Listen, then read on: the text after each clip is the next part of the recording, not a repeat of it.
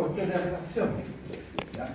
El año pasado vimos la Corte Suprema en su totalidad, hoy día tenemos la Corte de Apelaciones. La Corte de Apelaciones que tenemos ahí son tribunales colegiados que normalmente ejercen competencia en segunda instancia. A la vez son los superiores jerárquicos de los tribunales inferiores de justicia y cuyo territorio jurisdiccional de la Corte de Apelaciones comprende una o varias provincias de una región o parte de ella. Por eso están divididas y son hasta finales 17. Sus miembros, vale decir los ministros, tienen un tratamiento de su señoría ilustricia. Y los jueces de letra, los inferiores, tienen un tratamiento de señoría. Y los ministros de la Corte Suprema tienen un tratamiento de su excelentísima. Pregunta. ¿Por qué aquí en Santiago hay dos cortes de apelaciones, profesor? Está la corte San Miguel. Tenemos San Miguel y la corte de Santiago. Yo no sé por qué. ¿Por qué existen dos aquí? Eso. Existen dos porque obviamente se habla de una jurisdicción. Y también aquí hay una explicación que yo nunca la he entendido. ¿No? Fíjate que San Miguel es de la Corte de Apelaciones de San Miguel y San Joaquín, que están aquí mismo insertos en Santiago. ¿No? Tú sales, llegas a Franklin y ya está ahí en San Miguel. Sin embargo, la Ventana es de Santiago. Colina es de Santiago y está más cerca de Chacabuco. No me confío, mal. Bien, la Corte de Apelaciones está organizada. En primer lugar, tiene un presidente, el que dura en ejercicio un año. Este presidente es sacado por los años, o elegido, mejor dicho, dentro de sus propios pares y se parte por la antigüedad. Se va bajando la antigüedad de cargo, no antigüedad de edad. El presidente de la Corte tiene varias funciones que en el fondo se le encomienda el artículo 90 del Código. En primer lugar, tiene presidir el tribunal en todas las reuniones públicas, instalar diariamente las salas o salas en que va a funcionar la Corte, formar el último día hábil de la semana en conformidad con las tablas que debe ocuparse el tribunal o sus salas en la semana siguiente. Vale decir, el día viernes, en el subterráneo, en la prácticamente subterránea de la Corte, se pone un razón largo y ahí se pone un listado. Esas son las tablas. La primera sala, todas las causas que se van a conocer en la semana, lunes, martes, miércoles, etc. Y así sucesivamente la segunda, la tercera, la cuarta, la quinta. Si van a grabar, pónganla acá, si no hay problema, si se graba. Eso es la tabla. Después tiene como función abrir y cerrar las sesiones del tribunal. Cuando hablamos del tribunal, vamos a referir a todas las cortes, Anticipar, también prorrogar las horas que va a tener la vigencia del tribunal, en caso de que algún asunto requiera un trámite urgente también, y este sea grave, convocan extraordinariamente a este tribunal al pleno cuando fuera estrictamente necesario. También tengo misión mantener el orden dentro de la sala del tribunal, dirigir los debates del tribunal, fijar las cuestiones que hay que debatirse, porque no todo se debate, hay muchas cosas que van a ir a debate, y él hace un colador y deja lo que solamente necesita un pronunciamiento de sus pares y lo demás lo resuelve. Y por último, poner en votación las materias discutidas cuando el tribunal haya concluido el debate. Dentro de las Cortes, tanto de la Suprema como de las apelaciones, existen los llamados fiscales judiciales. Estos fiscales judiciales no son otra parte que auxiliares de la Administración de Justicia, y las Cortes tienen diferentes números de fiscales. Dependiendo la amplitud de su jurisdicción, ese número de fiscales. Estos fiscales son nombrados en primer lugar por el presidente de la República a propuesta de una terna que efectúa la Corte Suprema. Y también, al igual que los jueces, gozan de inamovilidad en sus cargos hasta que dure su conducta ministerial o bien lleguen a los 75 años de edad. Dentro de ambas cortes están los relatores.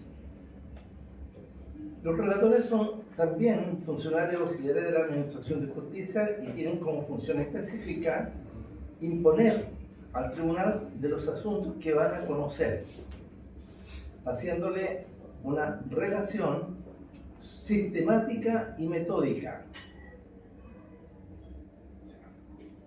Sistemática quiere decir achicar lo más posible, ¿no es cierto? Y metódica. No son abogados, ¿cierto? Sí, es un abogado. Y generalmente, muchos relatores después son ministros, porque hacen una carrera ahí, mueven sus pies, mueven sus cuestiones y son nombrados en otros. ¿Ya? Luego, ellos tienen, ambas cortes tienen los secretarios. Y todos los secretarios, tanto los tribunales ordinarios como estos tribunales superiores, son ministros de fe pública. Y son los encargados de autorizar la providencia, despachos y autos que emanan de la Corte. Las providencias son lo que llamamos los proveídos. Cuando te presenta un escrito, el cual responde con un proveído. Téngase presente, estos autos, etcétera, etcétera.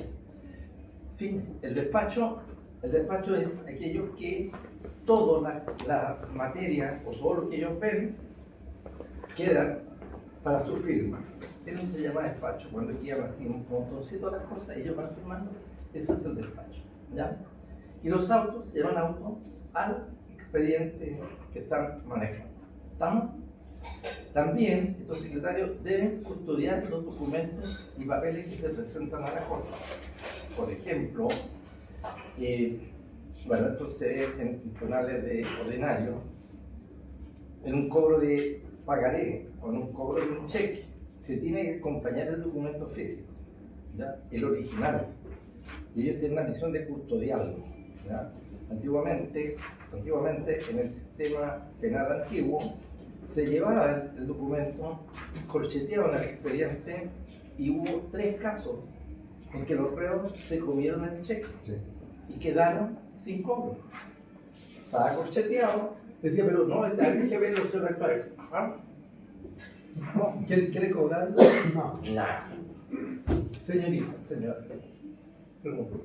Sí. Con respecto a la Corte de Apelaciones, me he fijado que, bueno, al ingresar una causa, y esta es revisada por la presidencia, y yo, por lo que entiendo, dice como infórmese o pásese a la sala. A la sala. Sí. ¿Qué significa eso? Dame 2 minutos. Ya. Ya calculado lo que es la sala. Ya.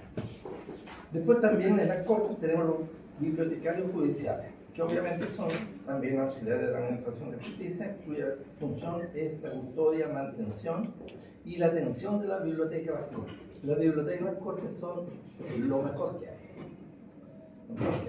Ustedes pueden estudiar si quieren, que en un libro de procesal un libro de civil, está todo ahí. ¿Ya? Hay, ¿cómo se llama? Hay bibliotecas abajo en el subterráneo, unas salas preciosas, sillones que llegan a dar ganas de dormir y no leer, son muy buenos. ¿Ya? Luego tenemos también en la Corte el personal de secretaría. Y aquí decimos que cada corte tiene un número variable de empleados, que según la ley lo determina, porque no va a ser lo mismo la Corte de Chillán, que es más chiquitita, que la Corte de Santiago. Por lo tanto, los empleados funcionarios van a ser los mismos. ¿Cómo funciona la Corte? La Corte funciona en pleno y en sala. En sala es la regla general. ¿Ya? Porque el conocimiento de todos los asuntos entregados con competencia a la Corte pertenecen a las salas en que éstas están divididas. En Santiago hay 12 salas, y eventualmente hay una tercera, una treceava. La treceava se abre cuando hay recarga, cuando están muy asustados de pega, se abre una nueva sala, ¿ya? Y esas salas están divididas. Hay salas que ven exclusivamente asuntos laborales, civiles, pero la regla general es que estén mezclados, ¿ya? Bien. Cada sala de estas 12 representa la corte. ¿Me explico ahí? Si yo presento un recurso de apelación y lo ve la tercera sala y falla, ese fallo no es de la tercera sala, es de la corte. Es de la corte. Cuando ustedes vean, están estudiando que dice jurisprudencia, fallo tanto, corte, expediente, número de ingreso tanto. Nunca le va a decir sala tercera, sala cuarta, ni sala quinta. Expediente corte. ¿Ya? Entonces, la corte se hace responsable de cada una de las salas, de cada una de las cosas que los ministros van a hacer. La corte funciona normalmente en sala y para que sesionen en pleno, solamente una ley expresa lo debe decir. Por ejemplo,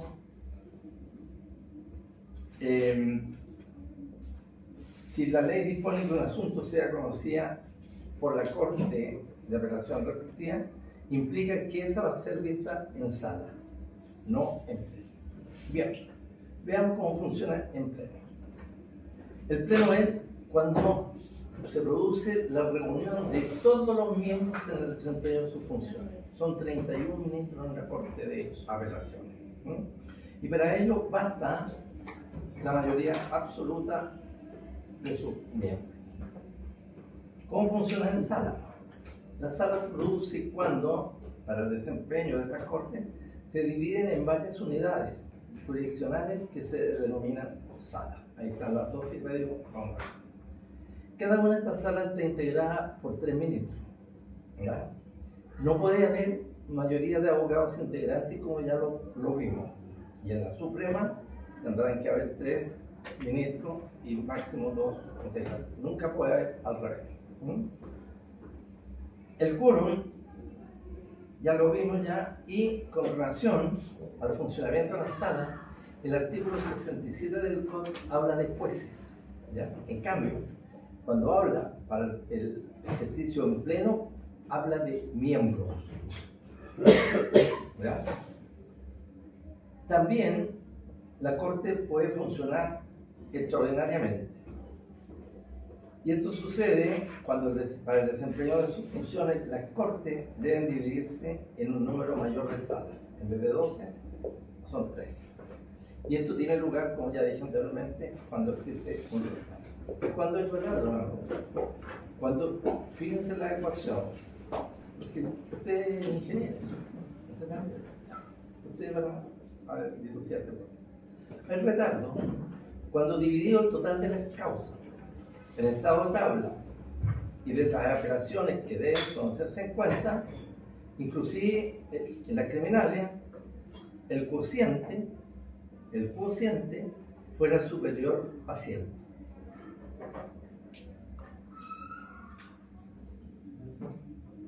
Un ejercicio matemático no lo entiende porque yo así eso.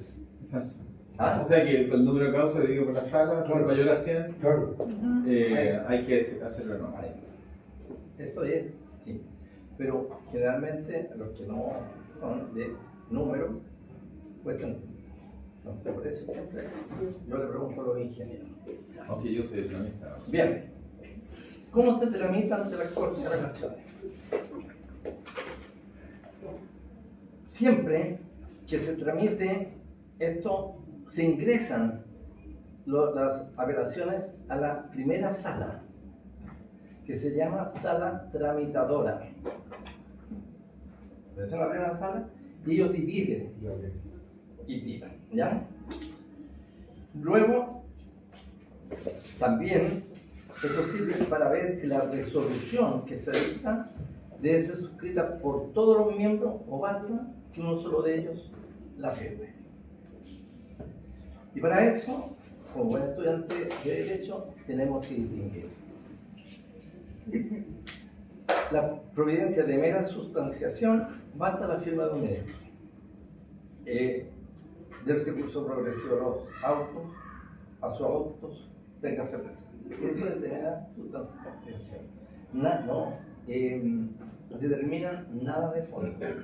Solo tiene por objetivo darle curso progresivo a los autos. Seguir el régimen. ¿Perdón? Seguir el régimen. Sí, claro. Otro tipo de resoluciones deben suscribirla todos los miembros de la sala. Vale decir, si modifican, revocan o anulan una sentencia. Ahí tienen que ir. Todos, aunque uno haya votado en contra. ¿Cómo? Todos, aunque uno haya votado en contra. Sí, claro. Firma igual. ¿No? La pregunta que hace Roberto también es bien atingente, que en la práctica pasa lo siguiente. Son 3 ministros. Están todos de acuerdo en que este asunto es negro. O sea, perdón, hay 2 de acuerdo que este asunto es negro y tú dices que es gris. Tu voto disidente, se llama este voto disidente, que está en contra de este voto, tiene que fundamentar por qué tú dices que es gris. Y ese voto disidente, en la práctica, sirve, en la parte penal, por ejemplo, el abogado se afirma de ese voto disidente más lo que él piensa y presenta un recurso de nulidad. O bien, estamos en la Corte de Apelaciones con ese voto disidente, más lo que yo aporto, lo que yo sé del proceso, presento una casación. ¿Estamos? Entonces el voto disidente es muy importante cuando se tramita, porque te da 50 o tal vez 70% de las armas que tú vas a hacer para cambiar ese tema. ¿Está? Ahora, en Santiago permanecen durante el feriado de vacaciones 2 salas. Los periodos de vacaciones de la Corte es todo el mes de febrero. ¿Ya? Y se inicia nuevamente el proceso el 1 de marzo con el discurso inaugural del presidente de la Corte. ¿Ya? Y ahí, también que lo vamos a ver más adelante, ahí vienen los cambios a la sala. Porque, por ejemplo, el 1 de marzo, ellos 3 integran la primera. Ellos de atrás integran la segunda sala. Y esa que es inamovible durante todo el periodo. Durante todo el periodo. Se pueden intercambiar ministros si falta uno. Pero la Constitución es esta. ¿Estamos? Ya.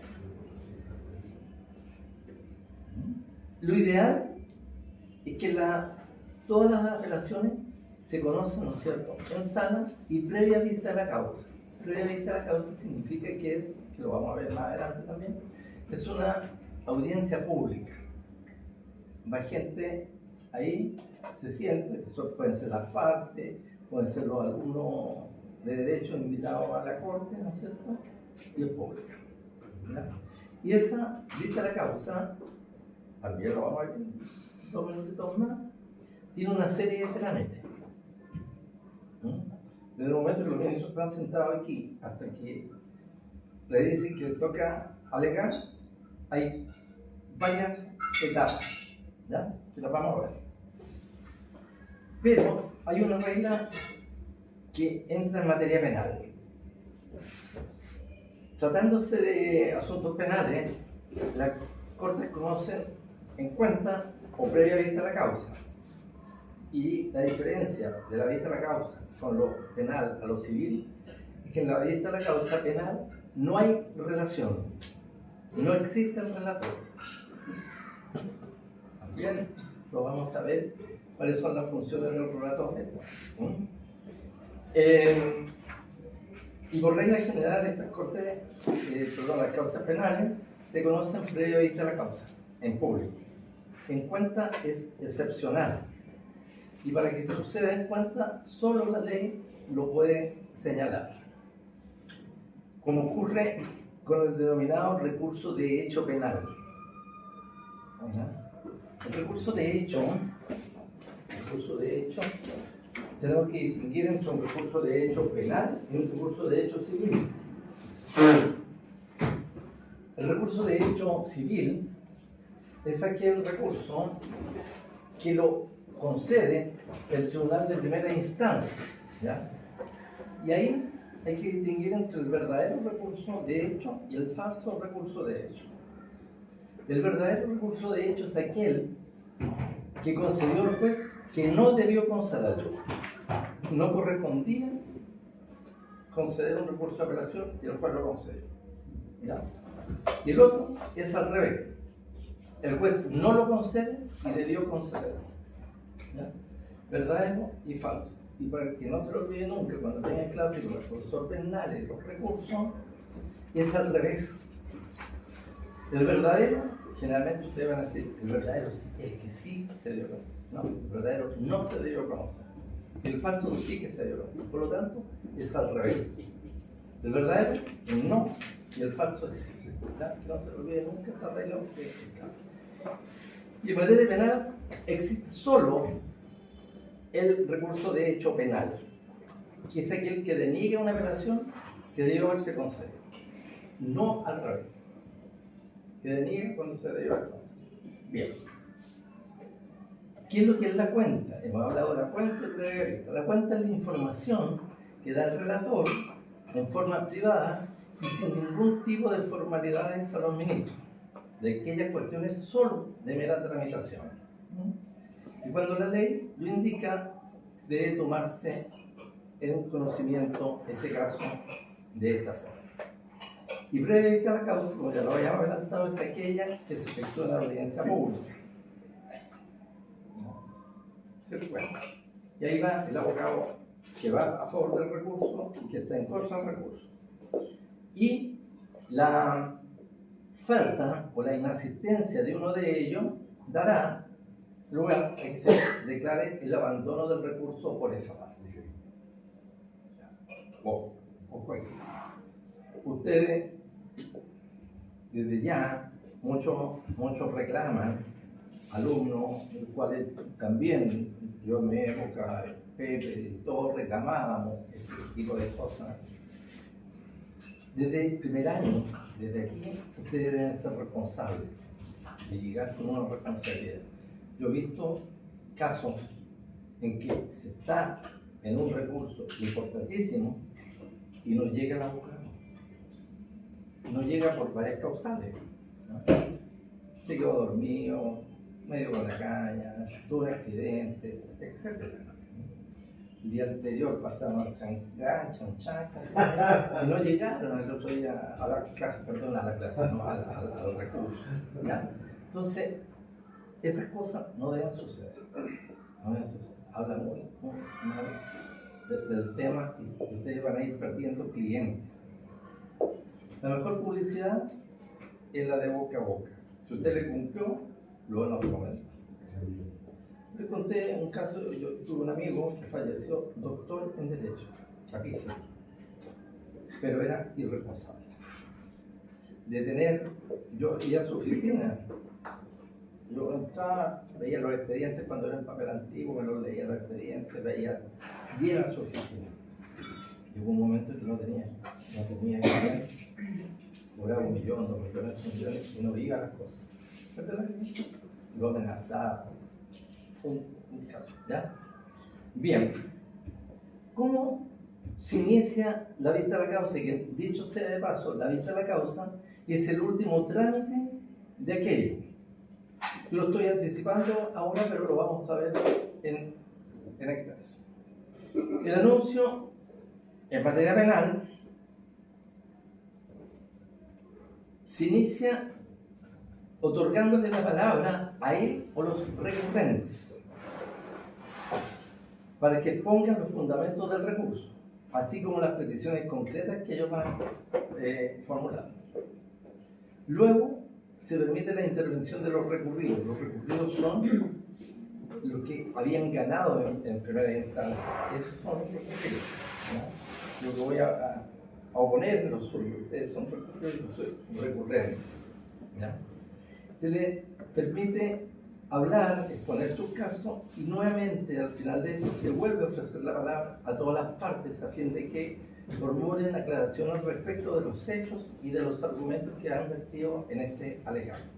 Los alegatos son orales. Oral. No se puede leer en los alegatos. Se permite llevar una minuta. Consultar O la llevar misma. el computador. Consultar la misma. Perdón. Consultar la misma. Pero Sí, no puedo abrir claro. un libro y para. Claro, no, si yo después puedo mostrarle video, abogado, está prohibido leer. No. Y si ustedes van algún día a la corte, ¿han ido alguna vez a la corte? La corte es un pasillo largo, ¿verdad? Debe ser una cuadra, ¿no?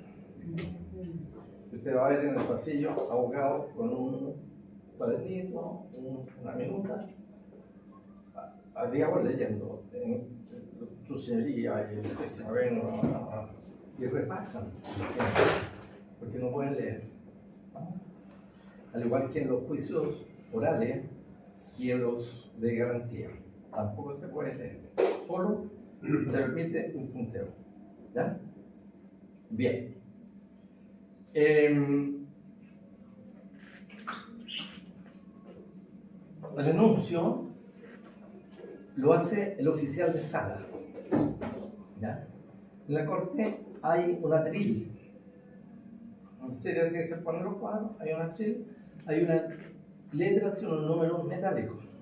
¿Ya? Y se va poniendo ahí, por ejemplo, la primera causa. 1. Al lado se pone materia, reforma procesal. 2. Civil. 3. Familia. Entonces el oficial de sala tiene dos alternativas. Golpea fuerte con este número en el tema y ese es el llamado. No le va a decir, ¿cuándo José tiene que venir a alegar? No. O bien, en ese mismo atril, le pegan un palmetazo y usted sabe que es la primera y tiene que entrar. Si no entró y le cerraron la puerta, ahí quedó. ¿Vamos? Y antes de hacer esto, ustedes se tienen que anunciar. Van a llegar a la corte y van a ver un escritorio con las causas del día. Banco Chile con Machuca. Recurrente, recurrido. Ahí el recurrente pone 10 minutos. Recurrido pone 15. Se lo expliqué en una clase. Ahí ya tienen 25 minutos. Segunda, 30 minutos, ya tienen una hora. Y como los jueces ya no son medio exquisitos, van a llegar a la segunda. Y sale con un papelito, después dice, se verá hasta la segunda. Y tú tienes el número 3 y tienes que volver la semana siguiente. Así es. ¿Ya? Bien. También, te atiendo el tiro, en cualquier momento del debate, están los abogados alegando, cualquier miembro del tribunal, cualquier otro ministro, puede formular preguntas a los representantes de las partes o bien pedirle que profundicen su argumentación, ¿ya? O que se refieran a un asunto específico de la cuestión que se está debatiendo. Que no alargue tanto lo que está diciendo. ¿Cómo? Que no alargue tanto lo que está diciendo. Es como para poder acotar un poco el tema. Sí, o bien...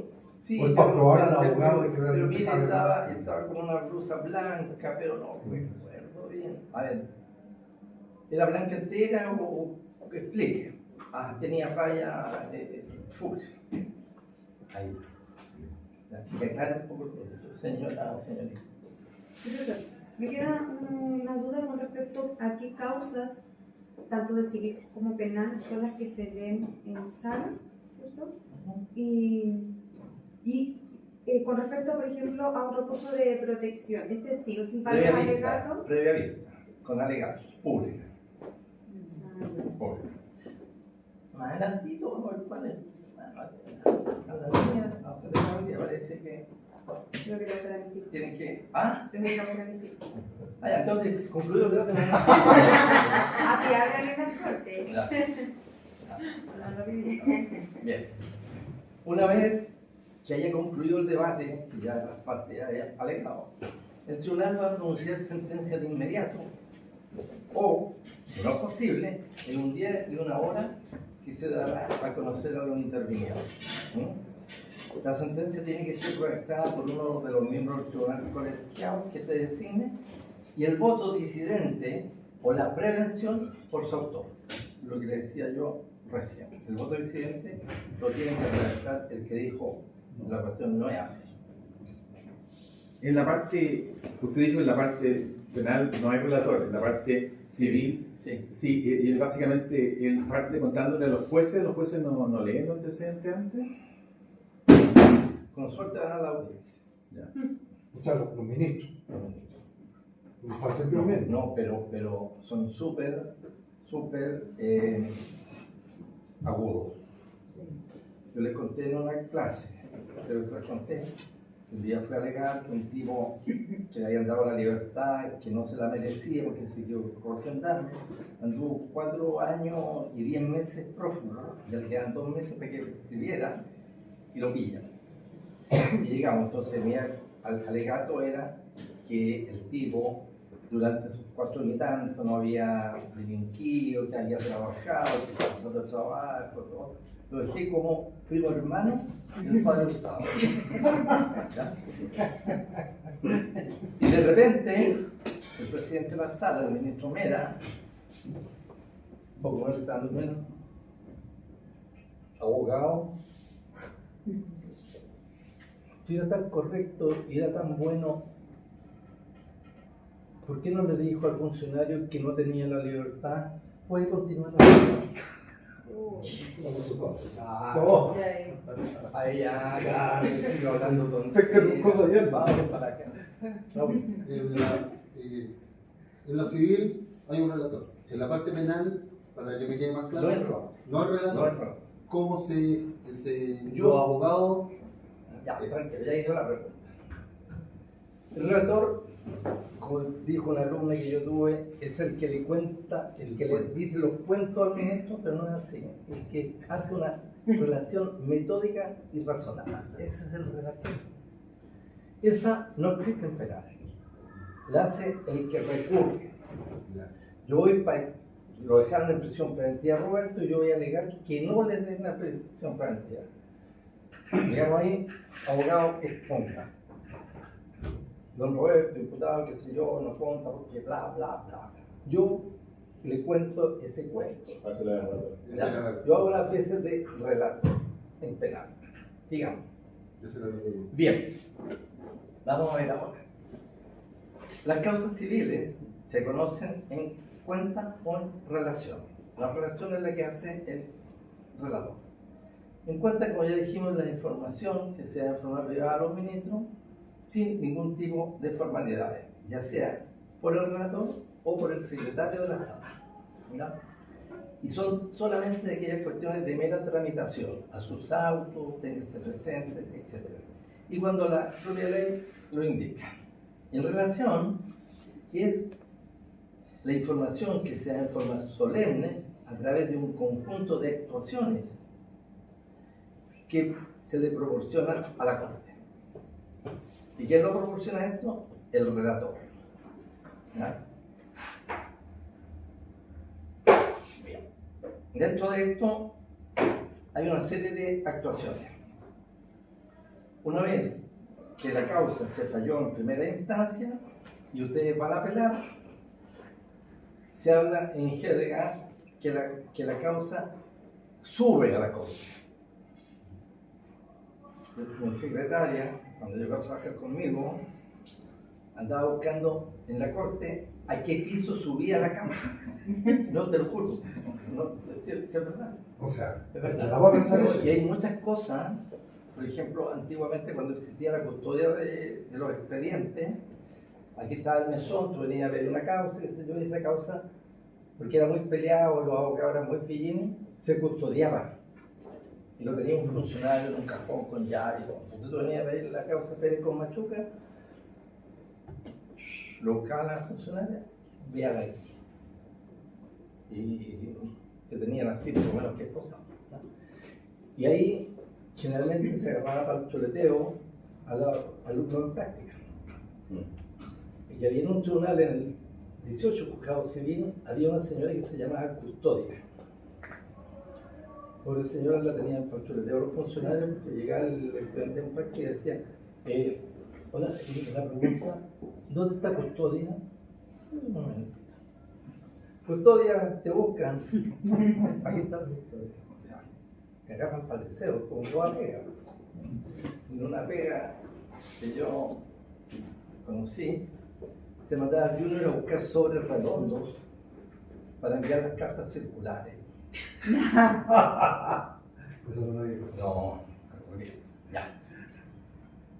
Las actuaciones que conforman la vista de la causa en materia civil son las siguientes. Certificación del relator. El relator tiene que certificar una vez que llegó la causa a la corte que está en estado de vence. Una vez que el relator certifica, viene el segundo paso, que es el decreto y su notificación legal. Luego viene la inclusión de la causa en tabla. Luego viene la vista de la causa propiamente tal. Y luego le mandamos saludo al hijo.